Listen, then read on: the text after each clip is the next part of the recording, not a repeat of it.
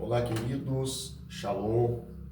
Deu um pequeno probleminha com a minha chave aqui de comando, ok? Na nossa aula passada, mas já voltou às ordens aqui, tá bom? Muito bem. Vamos prosseguir com o nosso estudo sobre o Evangelho escrito por Mateus.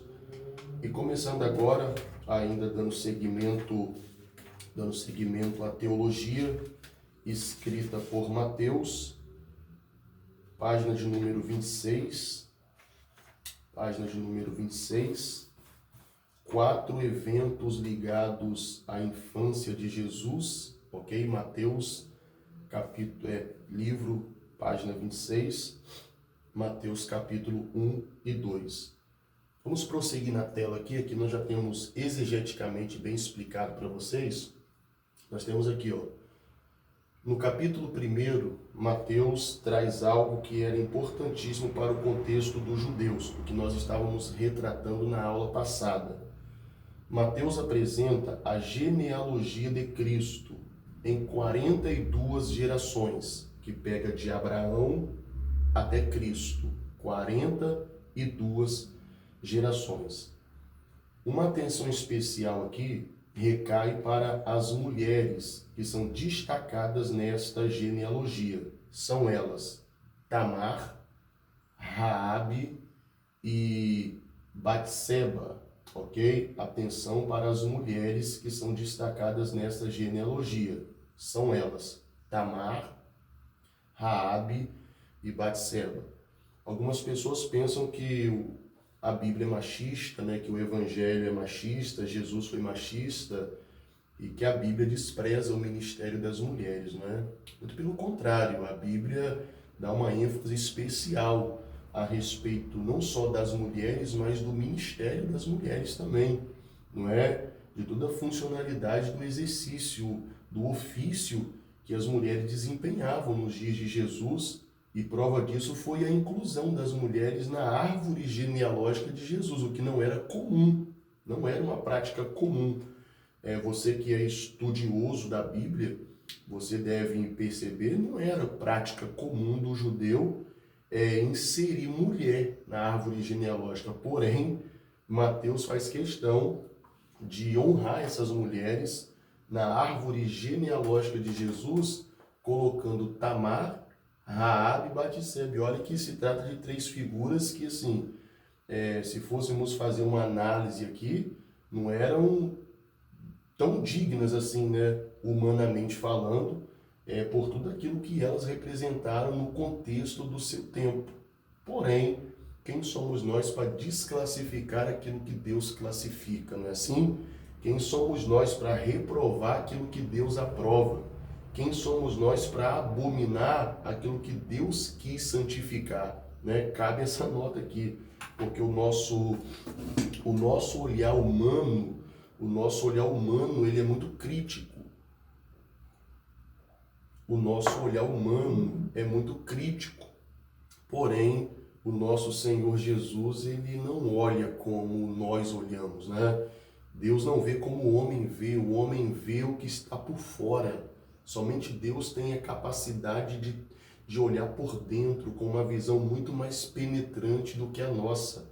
A respeito disso, o próprio Senhor falou no primeiro relato do profeta Samuel, ainda no capítulo 16, versículo 7, quando o profeta Samuel quase consagra o homem errado naquela oportunidade. O consagrado seria Eliabe, mas Deus interveio naquele momento e falou com Samuel que ele não via como o homem o via. Eu não vejo como o homem vê, Samuel. O homem vê o que está por fora, eu vejo o coração. Então a visão de Deus, ela é mais profunda, ela é mais penetrante, né? A visão de Deus, ela é mais ampliada do que a nossa visão. E a gente precisa dar atenção para isso. Uma outra nota importante aqui, já no capítulo 2, é a visita dos magos do Oriente. A visita dos magos. Atenção, não são reis magos, como a tradição católica insiste em afirmar. Não são reis, não são reis magos, são os magos do Oriente. Vamos conferir na Escritura, viu? Mateus, capítulo de número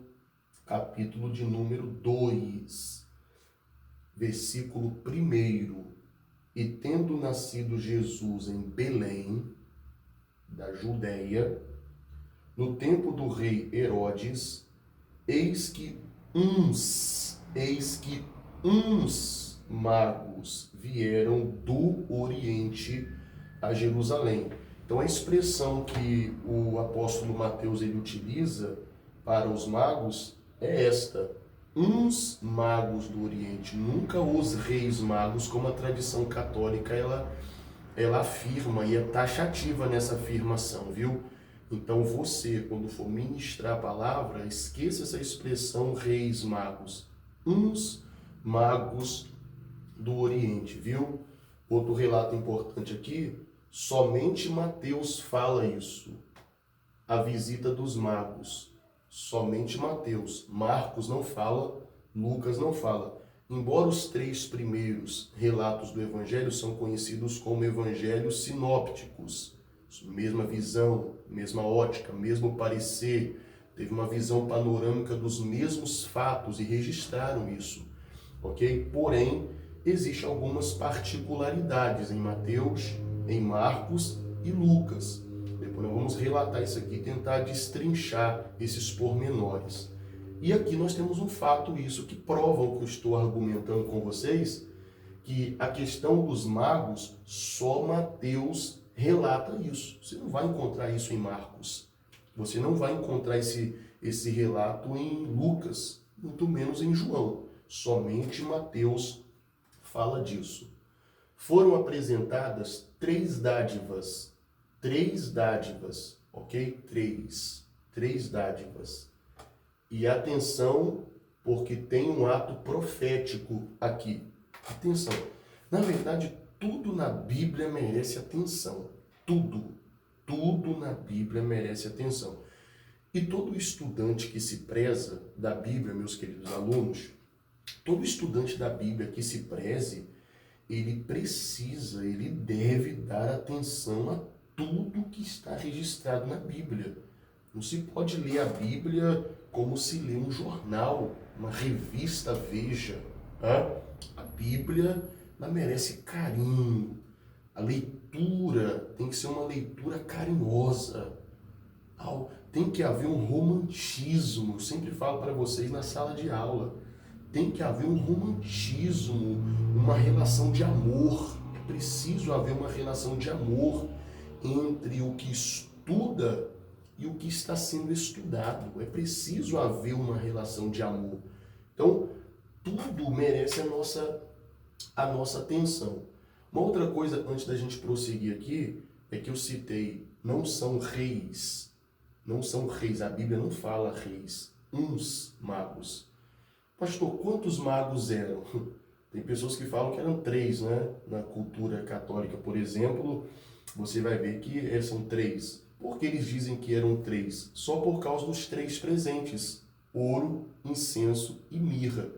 Pelo fato de 3 presentes aparecer no texto, eles pensam que eram 3 os magos.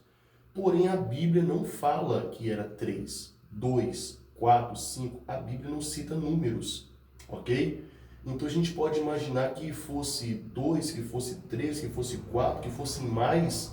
Dificilmente as pessoas no mundo antigo dificilmente faziam viagens tão longínquas, né, de uma distância tão grande em poucos números. Geralmente viajava-se em caravana de 2, 4, 7, 10 ou mais pessoas, por causa do perigo das viagens desérticas, né? Por causa do perigo. Então pensar que era 1, 2 ou 3 seria até mesmo uma ingenuidade e uma infantilidade espiritual pensar assim. Então não vamos considerar o número de magos, mas apenas vamos abordar os presentes que foram trazidos por ele. As dádivas, né, para Jesus, o recém-nascido. Primeira dádiva, segunda dádiva, terceira dádiva. Vamos entender isso aqui, ó. Primeira dádiva, primeiro presente, eles ofertaram ouro. Segunda dádiva, eles ofertaram incenso. Terceira dádiva, eles ofertaram mirra. Então eles ofertaram ouro, incenso e mirra. Lembrando que no Antigo Testamento, principalmente, ouro era presente que se dava a reis, ok?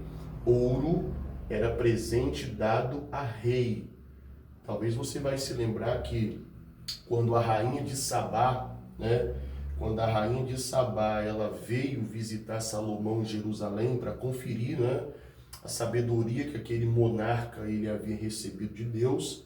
Percebam ali na expressão do primeiro livro dos Reis, no capítulo 9, que ela trouxe ouro, muito ouro, E era comum essa prática no Antigo Testamento, de quando um rei fosse visitado, fosse trazido ouro para que fosse ofertado esse rei, ouro para ofertar esse rei, Então, quando os magos eles ofertam ouro a Jesus, eles trazem ouro, eles estão reconhecendo Jesus como rei. É por isso que eles perguntaram a Herodes, onde é nascido o rei dos judeus? Percebam que antes de ofertar, eles já estavam reconhecendo previamente onde é nascido o rei dos judeus. Segunda dádiva que é ofertada é incenso. Essa matéria, incenso, era uma matéria usada só por sacerdote. Só sacerdote utilizava essa matéria, Contexto do Antigo Testamento, por exemplo, lá no tabernáculo, no templo também de Salomão, os sacerdotes eles eram autorizados a utilizar essa matéria para poder queimar a Deus em oferta. O incenso era queimado a Deus para que a fumaça desse incenso subisse, e Deus recebesse em suas narinas a oferta, a intercessão, a adoração mediante a fumaça do incenso que foi queimado no incensário. Então, o incenso era a matéria usada por sacerdote. Então, eles estão reconhecendo Jesus como sacerdote. Terceira dádiva foi ofertada mirra. Eles trouxeram mirra. Aqui, mirra. A mirra era uma matéria usada por profeta. Os profetas utilizavam a essência de mirra, o óleo, a fragrância de mirra. Somente os profetas tinham a autonomia para poder utilizar essa matéria. Então, mirra estava a encargo dos profetas. Os magos estão reconhecendo Jesus como profeta, Profeta. Aí nós temos aqui o cumprimento profético. Estavam reconhecendo os 3 ministérios do Messias, porque o Messias viria com 3 ofícios proféticos: rei, sacerdote e profeta. Se você perceber na Escritura, na Bíblia, nenhum homem do passado teve 3 ofícios nessa ordem aqui. Nenhum deles. Davi foi rei e foi profeta. Samuel foi juiz, sacerdote e profeta. Não foi rei. Saul foi rei e Saul também foi profeta. Ele profetizou ao lado do grupo de profetas, lá no rancho de profetas, entre outros mais. Somente Jesus, o Messias, ele viria como rei, sacerdote e profeta. E quando a gente lê o Evangelho, a gente logo percebe isso, que ele exerceu esses 3 ofícios, Esses 3 ofícios. Jesus é rei, sacerdote e profeta. Somente Jesus, somente ele é rei, sacerdote e profeta.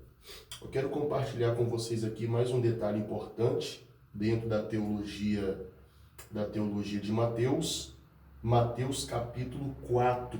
Se você puder acompanhar aí na sua Bíblia, ok? Na sua Bíblia, pode me acompanhar. Mateus capítulo de número 4. Mateus capítulo de número 4, que é a manifestação das tentações que foram propostas por Satanás enquanto Jesus ele estava no deserto, né? O que a Bíblia nos faz saber?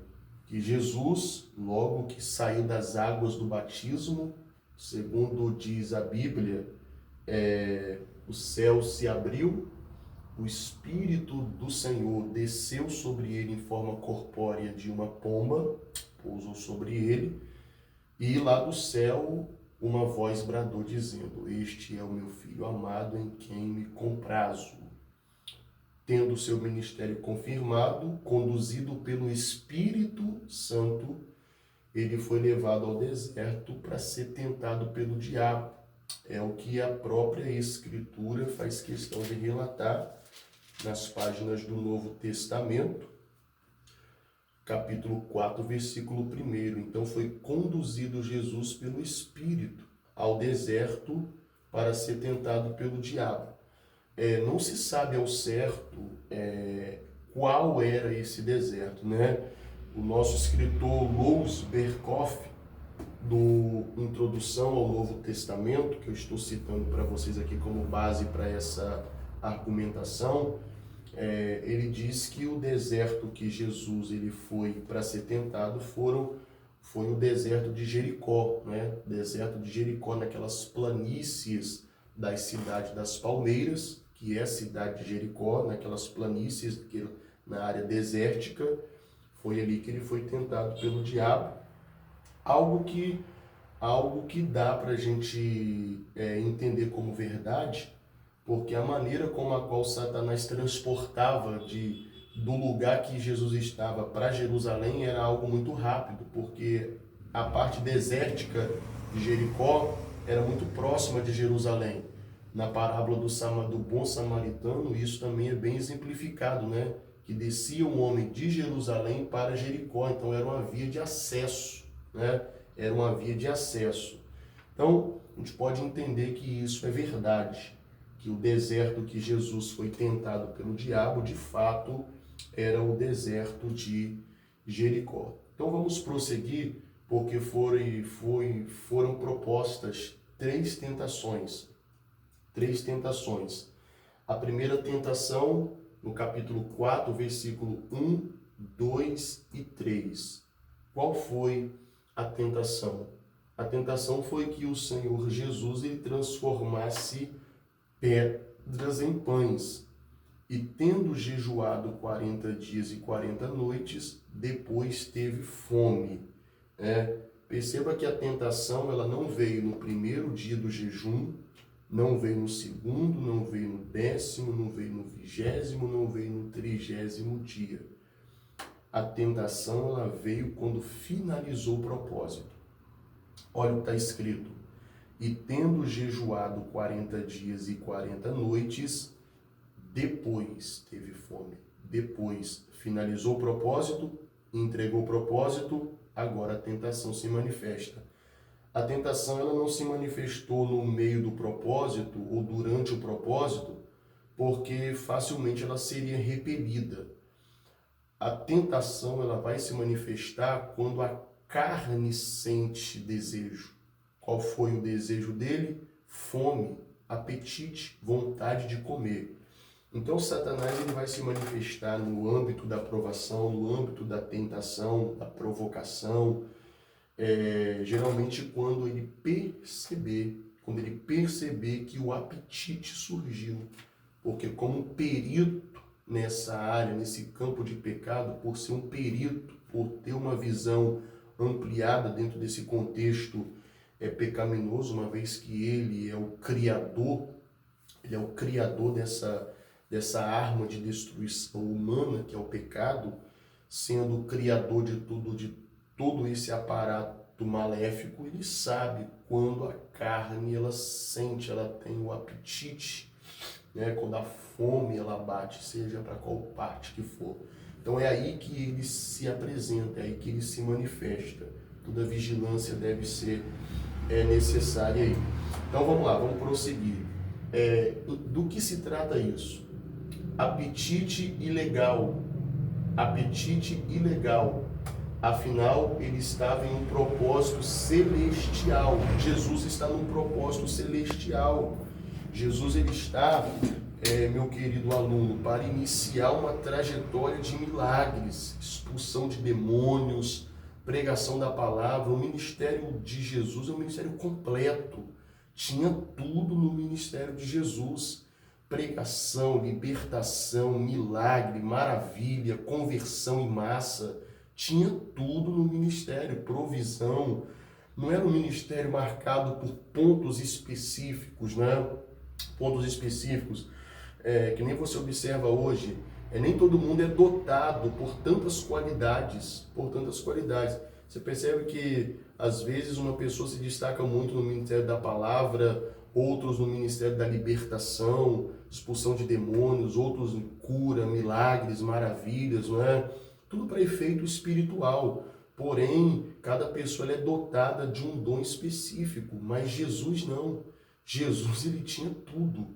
Jesus, ele tinha tudo. Tudo isso estava englobado no ministério dele para cumprir o escrito de Isaías, que disse que o Messias viria com toda essa patente. E quando essas patentes messiânicas se tornaram evidentes, aí as grandes massas se aglomeraram em volta do Senhor. E o diabo ele quer mudar, o diabo ele quer quebrar, o diabo ele quer neutralizar esse propósito, o diabo ele quer fazer com que esse propósito não se torne válido, Então o diabo ele já vem com a tentação, Agora, quando é que o apetite de um crente torna-se ilegal aos olhos de Deus?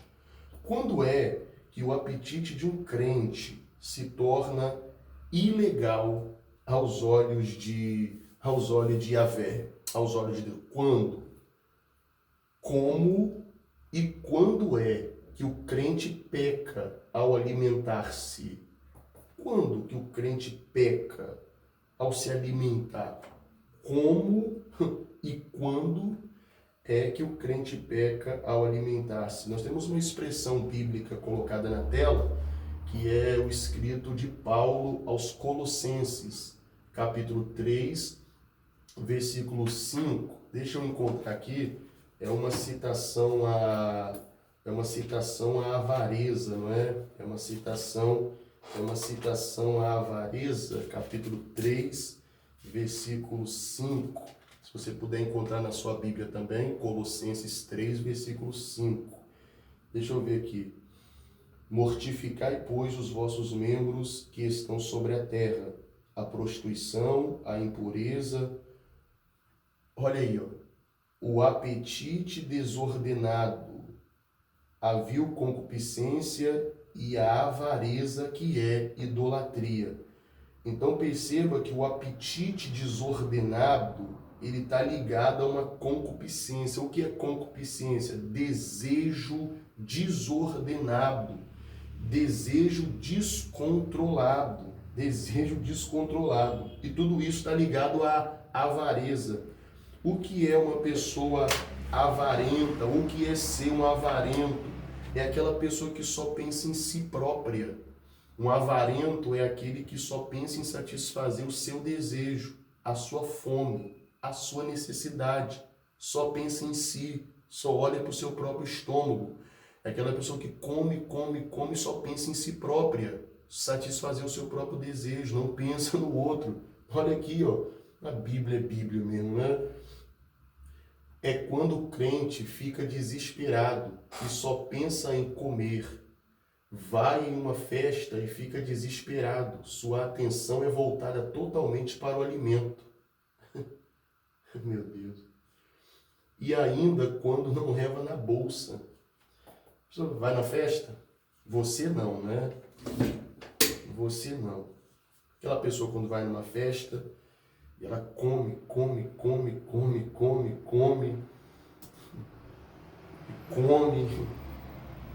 come novamente, e volta a comer, e recome, e come mais uma vez, e come de novo, e come. E quando o comer muito não é o suficiente, ela ainda põe na bolsa, né? Sempre leva uma bolsa, né? A tiracola, aquela bolsa do lado, e põe na bolsa, né? Aquela ideia para comer depois, para comer mais tarde. Ou aquele cachorro, né? Ou aquele cachorro que ele toma, mesmo estando com a barriga cheia, ele não deixa de roer o osso. Ele rói, vai roendo, e quando alguém pensa agora ele vai largar o osso, porque agora ele está com a barriga cheia. Agora ele vai largar o osso e outro cachorro vai encontrar esse osso e vai comer. Efeito compartilhado, mas não é assim que acontece. Ele cava, esconde o osso para si, na mentalidade canina, ele está pensando, quando a minha barriga esvaziar, eu recavo e continuo roendo. Lamentavelmente, muitos crentes estão com essa mentalidade canina. Ele come e guarda para comer depois. Só pensa em si. Esse é um avarento, hein? Fuja desses avarentos.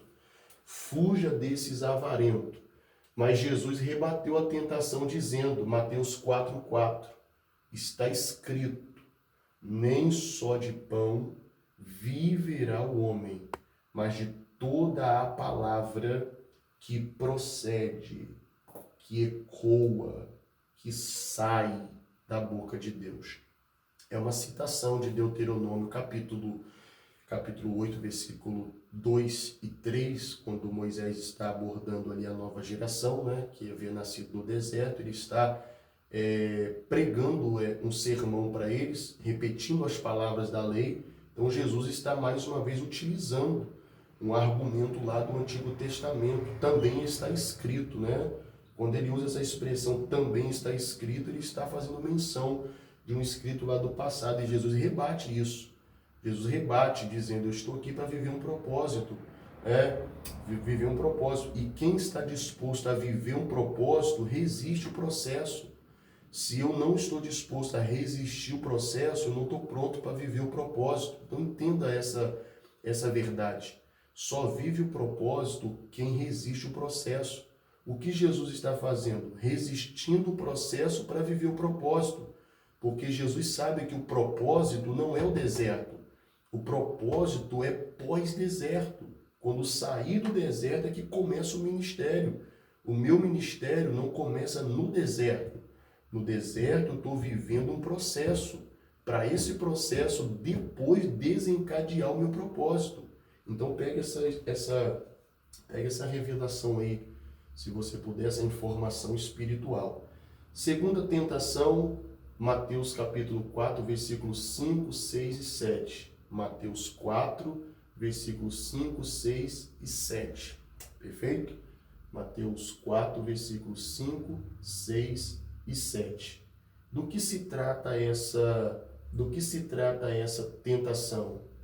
Proposta de risco. Então o diabo o transportou até a cidade santa, Jerusalém, e colocou-o no pináculo do templo, isto é, na parte mais elevada, ok? Na parte mais elevada, no pináculo do templo. E disse, lança-te daqui abaixo, ponha Deus à prova. E lance, tu és o Filho de Deus, lance-te daqui abaixo, porque está escrito, aos seus anjos dará ordem a teu respeito. É o Salmo 91, e tomar-te-ão nas mãos para que nunca tropeces com o pé em pedra. É uma proposta de risco, o diabo transportou. Cuidado com esse negócio de transportar, viu? O que é transportar? Transportar é pegar algo de um lado e levar para o outro de forma rápida. Transportar. Olha o nosso livro aqui, ó. Eu vou transportar o nosso livro do lado esquerdo para o meu lado direito, ó. Transportar. Ó, transportar. Perceba que na via, ó, na via térrea, aqui na via térrea, o sólido, eu tenho um livro, eu tenho uma caneta, que se fosse transportar no térreo, ó, seria obstáculo. Ó, quando se trata de transportar, eu vou pegar e eu vou, ó, transpor a dificuldade a fim de chegar do outro lado.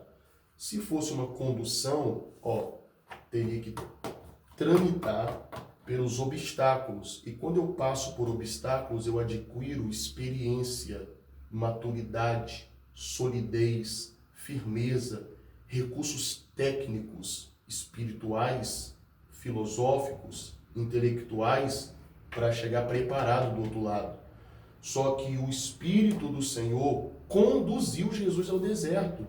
Ele foi conduzido. O que é condução? É caminho. É alguém me orientando. É alguém me levando. E quando eu vou sendo conduzido, eu vou pegando experiência, maturidade em todos os aspectos, intelectual, espiritual, filosófico, social, profissional, eclesiástico. Eu vou adquirindo experiência e maturidade para não ser um ingênuo, um infantil, um menino na fé, um menino espiritual. Só que eu tenho que ter cuidado com essas propostas que o diabo faz. Jesus, pelo Espírito, quer te conduzir.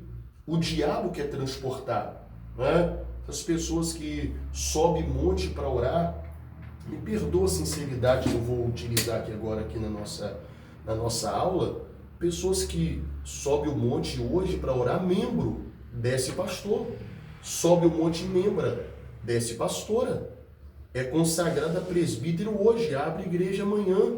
Não faz um curso básico de teologia e abre igreja. Vai ensinar o quê? Vai passar o quê? Qual é a base espiritual? Qual é a base intelectual desse chamado, dessa vocação? Sobe membro, desce apóstolo, sobe membro, desce bispa. Pessoal, é muita ingenuidade de algumas pessoas acreditar em ministérios dessa maneira. Não faz sentido, ok? Isso não é condução, isso é transportar. O Espírito não quer lhe transportar, o Espírito quer te conduzir pelas vias legais, pelo caminho legal do ministério. O ministério não é elevador, ministério é escada. O elevador, tu entra, tu quer subir lá pro 20º andar, aperta o 20, tu sobe. E sobe, meu irmão, 20º andar, 10º, 30º. Agora, escada é diferente. A escada você vai subir ponto a ponto, passo a passo, ó, patamar por patamar. Quando você subir, chegar lá em cima, você vai ter no seu corpo a marca do cansaço de ter passado por todas essas etapas. E isso gera experiência e conhecimento. Então, pega essa informação aí espiritual, tá bom? Pega essa informação.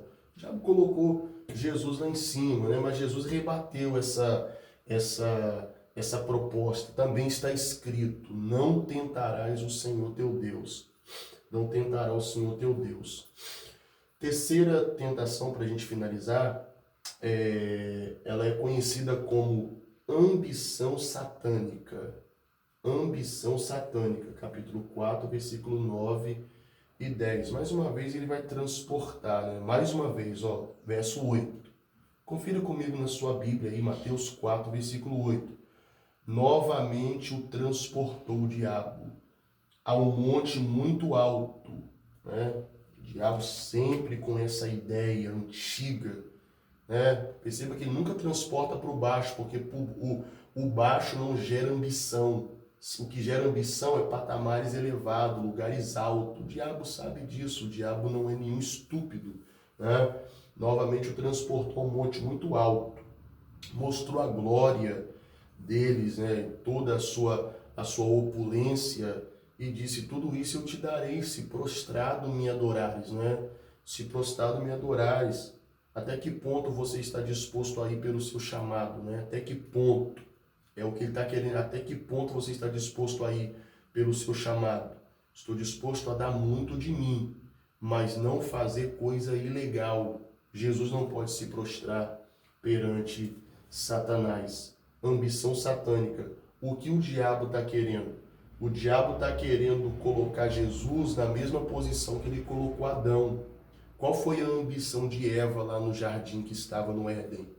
Se tu comer do fruto, tu serás como Deus. Se tu comer do fruto, tu serás como Deus, conhecedor do bem, conhecedor do mal. Não foi essa a proposta? Gênesis capítulo de número 3, versículos 5 e versículo 6. Tu come do fruto, tu serás como Deus. O que bateu na cabeça de Eva? Então serei a primeira deusa, eu como do fruto, me torno uma deusa, passo para o meu esposo Adão, Adão come e vira um Deus. Então a trindade não vai ser três, nós teremos uma trindade de deuses no céu e dois deuses na terra, Adão e Eva. Olha a ambição que veio no coração da mulher. Daí se originou a queda, né? Porque a soberba, ela precede a queda, disse Salomão. Como Satanás derrubou o casal no Éden pela ambição, ele está pensando que ele vai destruir Jesus, que é o último Adão, o perfeito Adão. Ele pensa que ele vai derrubar Jesus no mesmo pecado, a ambição. Mas Jesus vai rebater. Vamos lá. Ambição no grego é filotimia. Ambição no grego é filotimia. Filotimia significa amor à honra, rivalidade, inveja, desejo intenso por alcançar aquilo que valoriza, amor próprio ao poder, posição, desejo fora de controle. Será que é isso que a gente está vendo, pessoal, no meio da igreja hoje? Meus alunos, será que é isso que a gente está vendo no meio da igreja hoje? Amor à honra, pessoas que querem honra acima de tudo, acima de todos, acima de qualquer preço. Ele quer ser honrado, ela quer ser honrada, né? Rivalidade, parece que a síndrome de Penina bate em alguns crentes, porque Penina tinha Ana como rival, né? Está escrito, 1 Samuel capítulo 1, está escrito que e Penina, a sua rival, a aborrecia constantemente. Então, Penina, ela era uma rival, ela tinha rivalidade, ela queria porque queria o primeiro lugar naquela casa. E muitos crentes hoje em dia na igreja estão sendo atormentados pela síndrome de Penina, né? Vendo a obra como rivalidade, né? Sendo rival, inveja, desejo intenso por alcançar aquilo que valoriza, amor próprio ao poder, querem posição, desejo fora de controle, mentem para crescer, traem para crescer, agem com falsidade para crescer, traem pastores para crescer, rebeldes, promovem rebeliões, é um desejo fora de controle. Mas Jesus rebateu Satanás também.